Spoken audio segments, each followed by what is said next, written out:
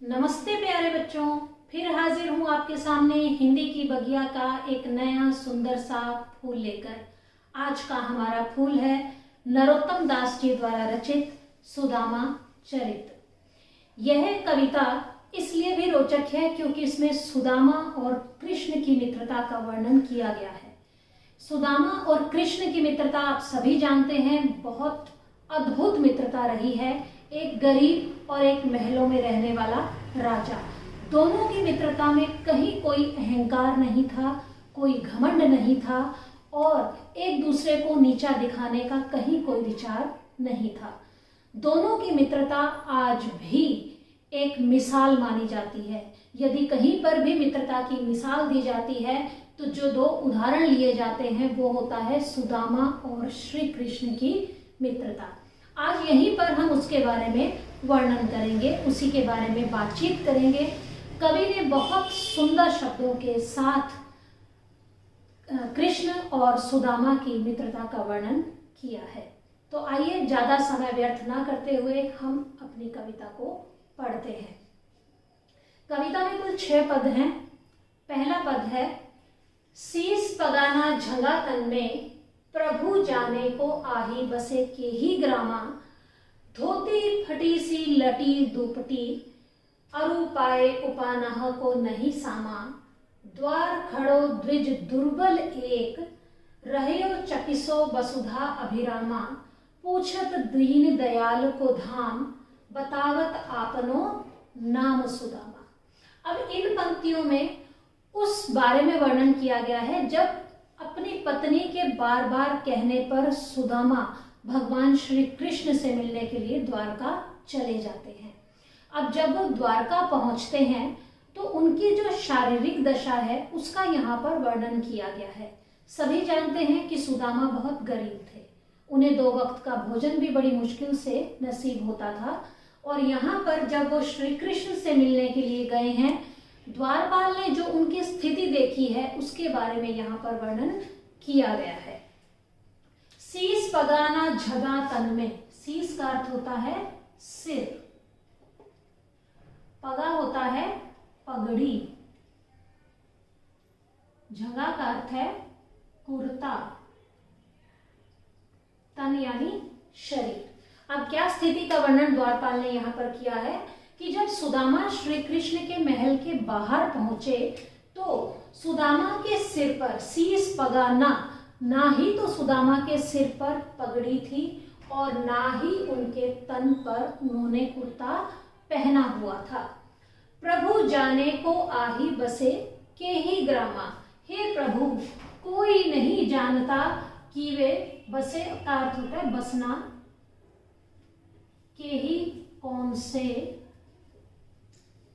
ग्रामा का अर्थ होता है गांव, कि वो कौन से गांव से आए हैं।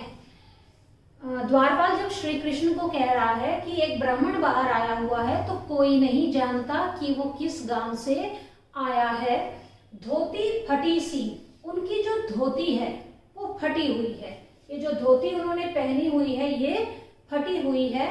लटी दुपट्टी, और उन्होंने एक दुपट्टे को, बदहाल दुपट्टे को, लटी का अर्थ होता है बदहाल, जिसकी दशा बहुत बुरी हो, यानी इधर उधर से वो बिल्कुल सिकुड़ा हुआ है, जैसे उसको प्रेस ना किया गया हो इस तरह से वो सिकुड़ा हुआ है, कहीं से वो फटा हुआ है। तो एक फटा हुआ सा दुपट्टा जो है वो उन्होंने अपने शरीर को ढकने के लिए धारण किया हुआ है, अपने शरीर पर डाला हुआ है। अरु पाए उपानह को नहीं सामा, अरु का अर्थ होता है और, पाए यानी पैर, पाए का अर्थ होता है पैर, उपानह का अर्थ होता है जूता, को नहीं सामा, सामा समाया हुआ या नामो निशान नहीं है, नामो निशान। तो वो क्या कह रहे हैं कि और उनके पैरों में जूतों का कहीं नामो निशान नहीं है, अर्थात उन्होंने अपने पैरों में जूते भी नहीं पहने हुए हैं। द्वार खड़ो द्विज दुर्बल एक, द्वार का अर्थ क्या होता है दरवाजा, कि बाहर दरवाजे पर, द्विज का अर्थ होता है ब्राह्मण, कि बाहर दरवाजे पर एक दुर्बल यानी कमजोर ब्राह्मण खड़ा है। द्वार खड़ो द्विज दुर्बल एक, कि बाहर दरवाजे पर एक कमजोर दुर्बल सा ब्राह्मण खड़ा है। रहयो चकिसो वसुधा अभिरामा, चकिसो होता है हैरानी से, हैरानी से। वसुधा धरती, अभिरामा का अर्थ होता है सुंदरता। जो कृष्ण भूमि की या द्वारका की धरती को बड़ी हैरानी के साथ जो श्री कृष्ण की धरती की सुंदरता को बड़ी हैरानी के साथ देख रहा है। क्या कह रहा है द्वारपाल यहाँ पे कि बाहर एक ऐसा दुर्बल ब्राह्मण खड़ा है जो बड़ी हैरानी से द्वारका की धरती की सुंदरता को देख रहा है। पूछत दीन दयाल को धाम, दीन दयाल दीनों पर दया करने वाले या गरीबों पर दया करने वाले अर्थात श्री कृष्ण। धाम का अर्थ होता है स्थान या महल। पूछत दीन दयाल को धाम, और वो बार बार श्री कृष्ण के महल या उनके रहने के स्थान के बारे में पूछ रहा है। बतावत आपनो नाम सुदामा, बतावत बताता है और अपना नाम सुदामा बताता है। फिर से देख लेते हैं एक बार। द्वारपाल कह रहा है कि बाहर एक ऐसा ब्राह्मण आया है जिसके सिर पर ना ही तो पगड़ी है और ना ही उसने कुर्ता अपने शरीर पर डाला हुआ है। कोई नहीं जानता कि वो कौन से ग्राम से आया है, कौन से गांव से आया है। उसकी धोती जो है वो फटी हुई है और उसने अपने शरीर पर बदहाल फटा हुआ चिथड़ों के रूप में बदला हुआ एक दुपट्टा ओढ़ रखा है, पहन रखा है, और उसके पैरों में कोई जूता भी नहीं है। द्वार खड़ो द्विज दुर्बल एक, बाहर एक ऐसा महल के द्वार पर एक ऐसा दुर्बल ब्राह्मण खड़ा है जो बड़ी हैरानी से, चकिसो का अर्थ होता है हैरानी से, जो बड़ी हैरानी से यहाँ की धरती की सुंदरता को या द्वारका की धरती की सुंदरता को देख रहा है। पूछत दीन दयाल को धाम, वो बार बार दीनों पर दया करने वाले या गरीबों पर दया करने वाले श्री कृष्ण के महल का पता पूछ रहा है और अपना नाम सुदामा बता रहा है। तो आइए अब हम दूसरा पद्यांश देखते हैं। ऐसे बेहाल बेवाइन सो, पग कंटक जाल लगे पुनि जोए। हाय महादुख पायो सखा, तुम आए कितेन किते दिन खोए। देखी सुदामा की दीन दशा, करुणा करके करुणा निधि रोए। पानी परात को हाथ छुयो नहीं, नैनन के जल से सो पग धोए। अब इन पंक्तियों में उस समय का वर्णन किया गया है जब सुदामा को श्री कृष्ण जो है वो अपने महल में ले आते हैं। अब सुदामा की ऐसी दीनहीन गरीब दशा देखकर श्री कृष्ण जो है वो भाव विभोर हो जाते हैं, दुखी हो जाते हैं और उनकी आंखों से जो है वो पानी लगातार बहने लगता है। तो आइए अब इन पंक्तियों को अर्थ सहित समझते हैं। ऐसे बेहाल बिवाइन सो, बिवाइन होता है फटी हुई एड़ियां या बिवाइयां। बिवाई, अगर आपने कभी भी कुछ ऐसा देखा हो, जैसे हमारे घर में आप सर्दियों में ही लगा लीजिए कि हमारी एड़ियां जो हैं वो फट जाती हैं और उनमें क्रैक्स आ जाते हैं, दरारें आ जाती हैं, उसको बिवाई कहा जाता है। फटी हुई एड़ियों को बिवाई कहा जाता है। तो यहाँ पर सुदामा की दशा का ही वर्णन कर रहे हैं। ऐसे बेहाल बिवाइन सो, कि सुदामा की दशा इतनी, पैरों की इतनी बुरी है कि उनके पैरों की जो एड़ियां हैं वो बुरी तरह से बदहाल हो गई हैं, बुरी तरह से फट गई हैं। पग कंटक जाल लगे पुनि जोए। पग का अर्थ होता है पैर, कंटक है कांटे, जाल जाला, पुनि दोबारा या पुनः, जोए का अर्थ होता है उगना। अब क्या कहते हैं कि उनके पैरों की दशा इतनी बुरी है कि उनकी एड़ियां बुरी तरह से फट गई हैं। ऐसा लगता है जैसे पग कंटक जाल लगे पुनि जोए, कि उनके पैरों में कांटों ने अपना पूरा जाल बना लिया है और वो जगह जगह पर दोबारा उग आए हैं। अर्थात यदि साधारण शब्दों में यहाँ पर बात कही जाए तो पुराने समय में जब आने जाने के साधन नहीं हुआ करते थे तो लोग या तो पैदल यात्रा करते थे या घोड़ों पर, जो अमीर लोग होते थे घोड़ों पर, रथों पर, इन पर यात्रा करते थे। तो सुदामा तो गरीब थे, तो सुदामा ने कैसे यात्रा की कृष्ण तक आने के लिए, द्वारका आने के लिए, कि वो पैदल ही चलकर आए। और पिछले पद्यांश में हमने पढ़ा था कि उनके पैरों में जूते भी नहीं थे, यानी जब वो नंगे पैर चलकर आए हैं तो उनके पैरों में जो रास्ते में पड़े हुए कांटे थे, झाड़ियां थी, वो सब उनके पैरों में चुभती चली गई, जिसके कारण उनके पैर जो है वो बुरी तरह से फट गए और उनसे खून भी आने लगा था। हाय महादुख पायो सखा। अब श्री कृष्ण को सुदामा की इतनी बुरी दशा को देखकर उन पर दया आने लगती है, दुख आने लगता है। वो कहते हैं हाय कि मेरा मित्र, सखा यानी मेरा मित्र, इतना बड़ा दुख पाया हुआ है, इतना बड़ा दुख झेला हुआ है कि वो जब सुदामा अपनी सारी दशा बताते हैं उनको कि उनके पास खाने को भी कुछ नहीं होता है, कई बार भूखे रहना पड़ता है, जब अपनी सारी दशा वो बताते हैं तब श्री कृष्ण को बहुत दुख होता है और वो कहते हैं कि सुदामा उनसे मिलने के लिए कितने दुख पाकर यहाँ तक पहुंचा है। तुम आए इतः, इतः होता है यहाँ पर, यहाँ तुम आए इतः न किते दिन खोए, कितः का अर्थ होता है कितने।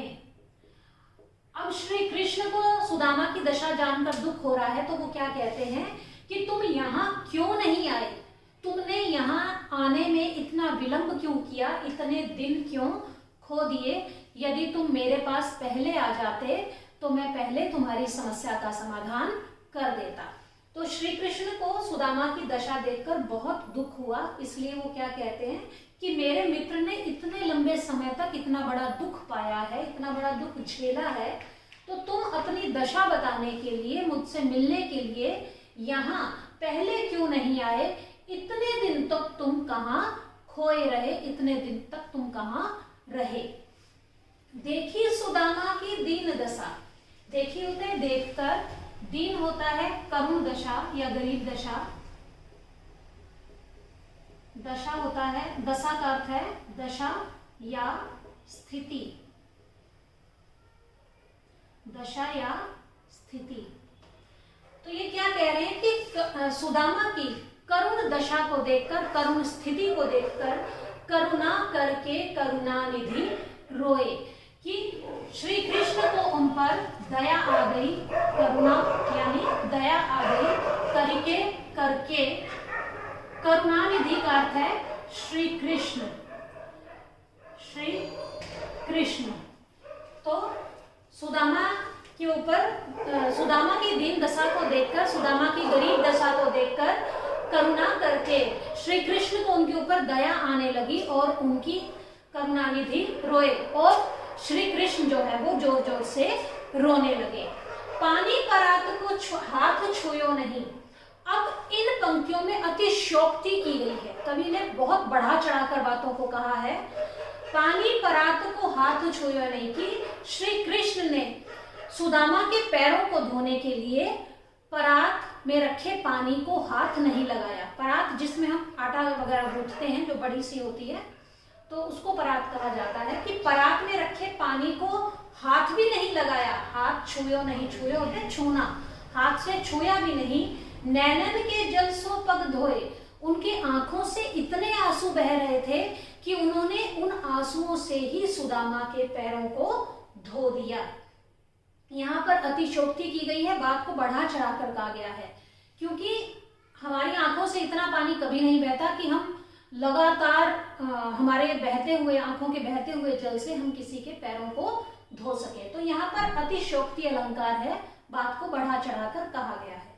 एक बार फिर से समझ लेते हैं कि सुदामा के पैरों की जो है वो बिवाइयां फटी हुई थी, बिवाइयां फटी हुई थी, उनके पैर जो पूरी तरह से फटे हुए थे और उनके पैरों में कांटों का जो है वो जाल दोबारा उग आया था, क्योंकि वो पैदल यात्रा करते हुए आए थे और जगह जगह पर उनके पैरों में कांटे घुस गए थे। श्री कृष्ण जो है सुदामा की ऐसी दशा देखकर क्या होते हैं, दुखी हो जाते हैं। हाय महादुख पायो आयो सखा, कि मेरा मित्र जो है वो इतना दुख पाकर आया है, तुम आए इतै, तुम यहाँ अब आए हो, तो इतने दिन तुम तक कहाँ खोए रहे, तुम कहाँ गुम रहे कि अपनी स्थिति बताने के लिए मेरे पास नहीं आए। सुदामा की ऐसी करुण दशा देखकर करुणानिधि रोए। श्री कृष्ण जो है वो उनकी स्थिति पर दया करके रोने लगे।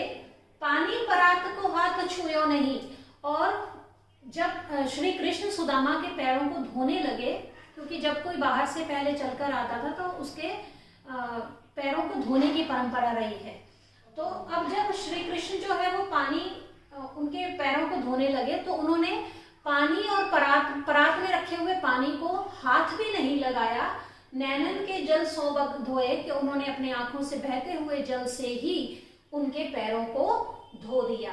यानी वो इतने दुखी हो गए थे सुदामा की दशा देखकर कि उनकी आंखों से लगातार बहते हुए जल से ही सुदामा के पैर धो दिए। अब इसमें हम कुछ अलंकारों को देख लेते हैं कि इसमें कौन कौन से अलंकार आ रहे हैं। मुख्यतः इसमें अनुप्रास अलंकार और अतिशोक्ति अलंकार आया है। अतिशोक्ति अलंकार के लिए मैंने ये अंतिम पंक्तियां बताई हैं कि जहां पर परात और पानी को हाथ भी नहीं लगाया लेकिन उनके पैरों को धो दिया, यहाँ पर अतिशोक्ति अलंकार है।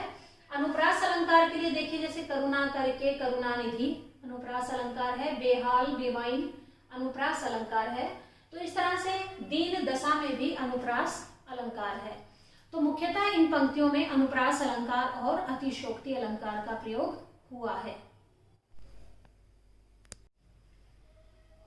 तो आइए विद्यार्थियों, अब हम तीसरे पद्यांश को पढ़ते हैं। इस पद्यांश में उस समय का वर्णन किया गया है जब श्री कृष्ण सुदामा के बगल में एक पोटली दबी हुई देखते हैं और वे उनसे पूछते हैं कि इसमें क्या है, और वे अपने बचपन की बातों को याद करते हुए सुदामा से पोटली ले लेते हैं। उस समय का यहाँ पर वर्णन किया गया है।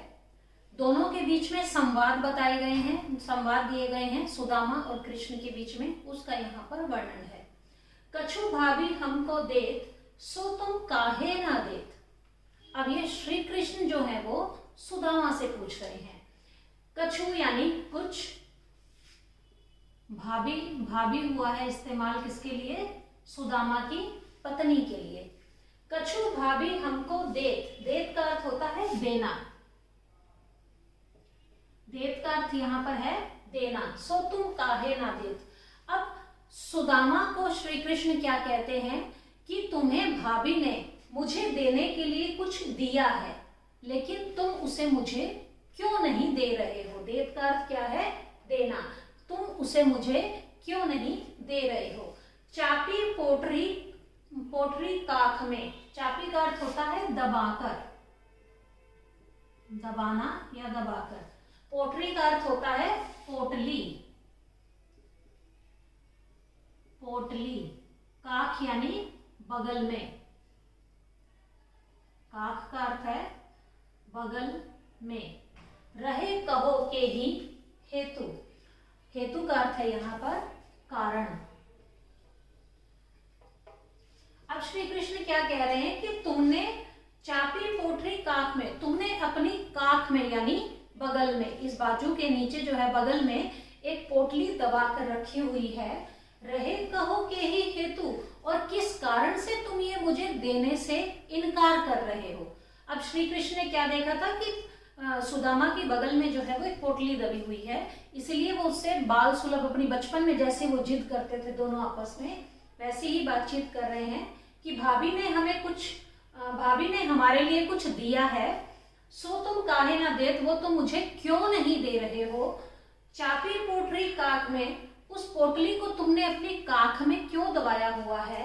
रहे कहो के ही हेतु, ऐसा कौन सा कारण है कि तुम मुझे उसे देने से इनकार कर रहे हो या तुम मुझे वो पोटली नहीं दे रहे हो।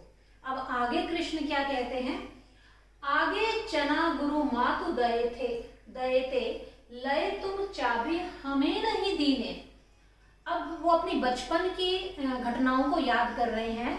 एक बार क्या हुआ था कि गुरु संदीपन के आश्रम में जब ये लोग शिक्षा प्राप्त करने के लिए गए हुए थे, तब गुरु संदीपन के आश्रम में गुरु माता ने यानी गुरु जी की पत्नी ने उन्हें कुछ जब काम करने के लिए लोग जंगल में गए थे तब कुछ चने चबाने के लिए दिए थे। तो उसी घटना का यहाँ पर कृष्ण जो है वो वर्णन कर रहे हैं। वो क्या कह रहे हैं, आगे चना गुरु मातु दये थे। आगे का अर्थ है पहले, यानी पिछले समय की वो बात कर रहे हैं जब ये लोग छोटे थे, कि पहले भी गुरु माता ने दये थे, दिए थे। ते का अर्थ होता है थे और दये दिए थे, कि पहले भी गुरु माता ने हमें चने दिए थे। लय तुम चाबी हमें नहीं दीने। लय तुम, लय का अर्थ होता है लिए, चाबी का अर्थ क्या होता है, चबाए, चबाना। हमें नहीं दीने, दीने यानी दिए। तो अब ये क्या कह रहे हैं कृष्ण, कि जब पहले गुरु माता ने भी हमें चने दिए थे तब भी तुम ही अकेले उसको चबा गए थे, हमें नहीं दीने और हमें कुछ भी उसमें खाने को नहीं दिया था। श्याम कहो मुस्काए सुदामासु। श्याम यानी श्री कृष्ण, श्याम श्री कृष्ण जो है वो कहो कहना, मुस्काए मुस्कुराकर, सुदामा सो का अर्थ होता है से। तो सुदामा से श्री कृष्ण मुस्कुराकर कह रहे हैं, चोरी की बान में होजू प्रवीणे, कि तुम चोरी की आदत में, बान का अर्थ होता है आदत, जो का अर्थ है जो, प्रवीणे का अर्थ है दक्ष या योग्य।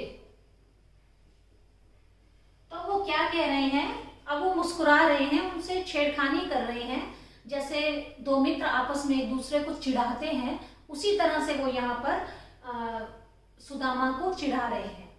अब वो क्या कह रहे हैं, श्याम कहो मुस्काए सुदामा सो, श्री कृष्ण जो है वो मुस्कुराकर सुदामा से कहते हैं, चोरी की बान में हो जो प्रवीण है, कि तुम चोरी की आदत में बहुत दक्ष हो, बहुत योग्य हो, इसलिए तुम अब भी मुझे खाने के लिए चावल जो है वो पोटली में दबे हुए चावल अब भी नहीं दे रहे हो।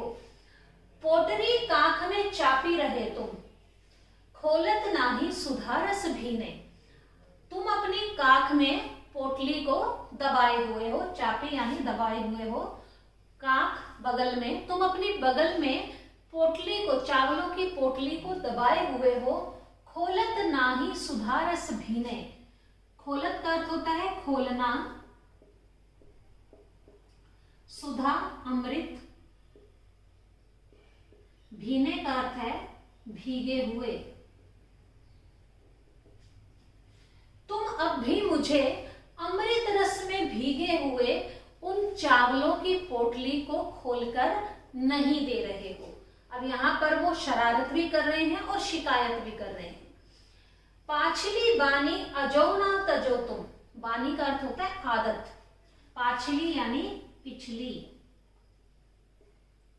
बानी यानी आदत, अजो का अर्थ होता है अभी, अभी भी या अभी तक। तजो का अर्थ होता है त्यागी, त्यागना या छोड़ना। अब श्री कृष्ण क्या कह रहे हैं, पाछली बानी अजो न तजो तुम, कि तुमने अभी तक अपनी पिछली आदतों को नहीं छोड़ा है। किस घटना की बात कर रहे हैं, जब वो यहाँ अकेले अकेले चने चबा गए थे सुदामा, और श्री कृष्ण को उन्होंने कुछ भी नहीं दिया था। तो यहाँ पर भी वो उसी की बात कर रहे हैं कि तुम पिछली बार की तरह ही पिछली आदतों को तुमने अभी तक छोड़ा नहीं है। तैसई भाभी के तंदुल कीने, तैसई भाभी के तंदुल कीने, तैसई होता है वैसा ही, तंदुल का अर्थ होता है चावल। वैसा ही तुम भाभी द्वारा भेजे गए चावलों के साथ करना चाहते हो, यानी तुम अकेले अकेले ही उसे खा जाना चाहते हो और मुझे कुछ भी देना नहीं चाहते। जबकि इसकी वास्तविकता क्या थी, जब सुदामा की पत्नी ने श्री कृष्ण के लिए कुछ चावल वो उधार मांग कर लाई थी पड़ोसियों से, चावल की पोटली बनाकर जब श्री कृष्ण के लिए उन्होंने दिया, तो सुदामा भी बड़ी खुशी खुशी से अपने साथ लेकर चले आए कि वो अपने मित्र को देंगे। लेकिन जब उन्होंने श्री कृष्ण के जो है राजसी ठाठ बाट को देखा, तब उन्हें बड़ी शर्मिंदगी हुई उन्हें शर्म आने लगी कि मैं इस चावलों की पोटली को मैं किस तरह से महाराज श्री कृष्ण को दे सकता हूँ। इसलिए उन्होंने उस पोटली को छुपाने की बहुत कोशिश की, लेकिन श्री कृष्ण ने उसे देख ही लिया और तब बाल सुलभ शरारतें वो उनसे करने लगे। फिर से एक बार देख लेते हैं। कछु भाभी हमको देख कि हमारी भाभी ने हमें हमारे लिए कुछ दिया है और तुम उसे मुझे नहीं दे रहे हो। तुम उसे मुझे क्यों नहीं दे रहे हो? तुमने पोटली जो है वो काख में दबा ली है और किस कारण से तुम अब मुझे उसे नहीं देना चाहते हो? अब वो पिछली बातों को याद कर रहे हैं जब संदीपन ऋषि के आश्रम में उन्होंने क्या किया था कि सुदामा अकेले अकेले चने खा गए थे जो उन्हें गुरु माता ने दिए थे। तो आगे चना गुरु माता गए थे कि पहले भी, आगे का अर्थ यहाँ आगे से नहीं है, आने वाले समय से नहीं है, पिछली की वो बात कर रहे हैं कि पहले भी जब हम छोटे थे, हम जंगल में गए थे, तब तुमने मुझे, तब गुरु माता ने हमें चने चबाने को दिए थे, लेकिन तुम उसे अकेले ही चबा गए थे और मुझे नहीं दिए थे। श्याम कहे मुस्काए सुदामा सो। तो श्री कृष्ण जो है वो सुदामा से मुस्कुराकर कह रहे हैं कि चोरी की बान में हूं जो प्रवीण है, कि तुम चोरी की आदत में बहुत दक्ष हो, बहुत कुशल हो, इसलिए तुम पहले की तरह ही अब की बार भी मुझसे चावल छीन लेना चाहते हो, अकेले अकेले खा लेना चाहते हो। पोटली काख में चापी रहे तुम खोलत नाही सुधा रस पीने। तुमने ये चावलों की पोटली जो है वो अपनी बगल में दबा ली है और उसे मुझे उस सुधा से, अमृत से भीगे हुए उन चावलों का सेवन तुम मुझे नहीं करने दे रहे हो, मुझसे छुपा रहे हो। पाछली बानी अजो न तजो तुमने पिछली आदतों को अभी भी नहीं छोड़ा है। तैसे ही भाभी के तंदुल की ने, वैसा ही तुम भाभी के द्वारा भेजे गए चावलों के साथ करना चाहते हो और तुम उसे अकेले ही खा लेना चाहते हो। जबकि वास्तविकता यह थी कि सुदामा श्री कृष्ण को वो चावलों की पोटली देने में शर्मिंदगी महसूस कर रहे थे।